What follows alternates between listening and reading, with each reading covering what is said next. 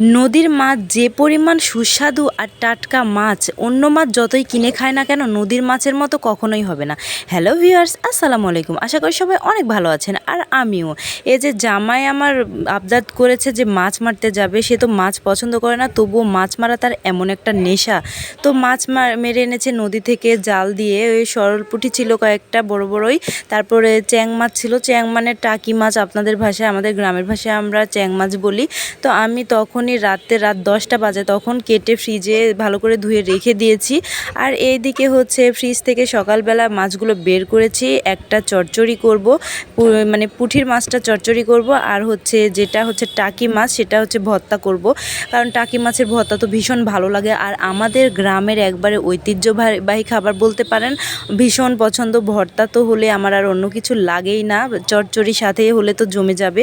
এজন্য আমি এখানে অনেকগুলো পেঁয়াজ কেটে নিয়েছি আর 2টা না 3টা আলু নিয়েছি। তো এখন আমি ভালোভাবে আলু আর পেঁয়াজগুলো ধুয়ে নিব, কারণ বেশি যত ভর্তাতে পেঁয়াজ আর রসুন দেওয়া যায় ততই বেশি মজা হবে। কিন্তু রসুন আমি সবগুলো বেটে রেখেছিলাম ফ্রিজে, এই জন্য রসুন 2টা ছিল, এই জন্য 2টাই নিয়েছি রসুন। বেশি রসুন থাকলে আরও বেশি ভালো হতো। আর এদিকে মেয়েকে নিয়ে আমি এত পরিমাণ ব্যস্ত, কোনো কাজ করতে পারি না। মেয়েটা আমার আজকে পরে জিবাটা কেটে গেছে।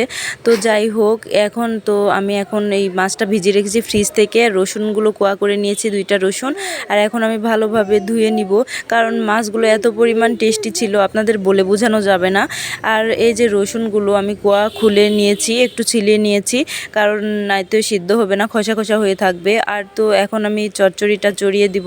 তো আলু আলু আমার বর যেহেতু পছন্দ করে, কারণ সে যতই মাছ মেরে আনুক না কেন, সে কখনোই মাছ খাবে না। কারণ মাছে তার অ্যালার্জি আছে না কি আছে বুঝি না, যতই বেছে দিই না কেন মাছ সে কখনোই খাবে না। মাছের টাকা দিয়ে মাংস কিনে খাবে বলে দিয়েছে, কিন্তু মাছ কিনবে না। তো যাই হোক, আমিও বলেছি আচ্ছা তুমি মাংসই কিনো, সমস্যা নাই। তো এই নদী থেকে এরকম করে মাছ কিনে আনলেই হবে। তো আমি চচ্চড়িটা মাখিয়েই চড়িয়ে দিয়েছি, কারণ হাতে মাখানো চচ্চড়ি খেতে ভীষণ ভালো লাগে। আর সাথে কাঁচা মরিচ দিয়ে দিয়েছি। কাঁচা মরিচ তো ভর্তাতে অনেক বেশি ভালো লাগবে। যদিও ঝাল খাবো, ঝাল না হলে ভর্তা তো ভালোই লাগবে না। আর সকাল থেকে থালা বাসনগুলো পড়ে আছে, মাজতেও পারিনি, কিছু করতেও পারিনি। মেয়েটা আমার একদম ঘুমাচ্ছেও না। তো তার বাবার কাছে দিয়ে আমি ঝটপট করে এই চচ্চড়িটা চড়িয়ে দিয়েছি। আর বলকও চলে এসেছে, কিছুক্ষণের মধ্যে তরকারিটা হয়ে যাবে। কারণ টাটকা মাছ কালকে যদি রান্না করতাম আর ভীষণ বেশি ভালো লাগতো। তো যাই হোক, বেশি দিন হয়নি, সকালবেলায় রান্না করলাম এই জন্যই আর কি। তো আসলে অনেক ভালো হয়েছিল। মাছ মাংস এর কাছে মাংসের তরকারি এর কাছে পাত্তা পাবে না। এই তো হয়ে গেছে ফাইনালি। দেখেন গাইস, কত সুন্দর লুক এসেছে। আমার তো এখনই পানি চলে আসছে জিভে।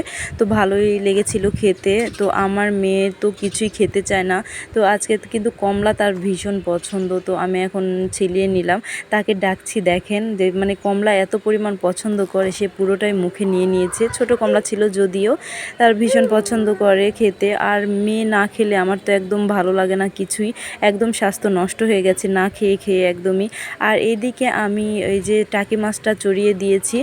টাকি মাছের দেখেন একটু পানি দিয়ে দিয়েছি সেদ্ধ করার জন্য, আর তারপরে আমি তেল দিয়ে দিয়েছি, কারণ তেল দিয়ে একটু সামান্য পরিমাণ ভেজে নিব।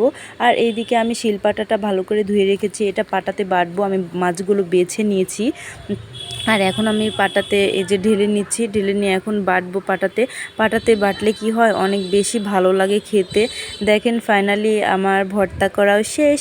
আজকে এ পর্যন্তই। আমার ভিডিওটা ভালো লাগে থাকলে অবশ্যই লাইক কমেন্ট করবেন। দেখা হবে নতুন কোনো ভিডিওতে। Ta-ta and take care.